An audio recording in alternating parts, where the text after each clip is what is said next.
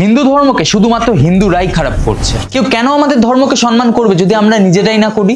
রাজুদা কিছুদিন আগে জয় শ্রীরাম বলতে ভয় পাচ্ছিল। কোথাও লেখা আছে জয় শ্রীরাম বলে বিজেপি করে? তো লেখা তো নেই। আমি কথা বলিনি। তা বলো জয় শ্রীরাম। 133 কোটি দেবদেবতা আছে, তার মধ্যে সবাইকে যে ভালোবাসতে হবে তা তো না। জয় মা, কোনো রাজনীতির কথা বলবে না, কারণ ওটা নাকি পলিটিক্যাল ওয়ার্ড। কিন্তু জয় বাংলা, জয় মা মাটি মানুষ, জয় মমতা ব্যানার্জি। কি সবচেয়ে উপরে আমাদের জননেত্রী মমতা ব্যানার্জি আছে না আসে বলছে। আর এই রাজুদাই কিছুদিন আগে শিব মন্দিরে বসে মাংস খাচ্ছিল। আমরা হাবড়া অশোকনগরের ছেলে, আমরা সব পারি।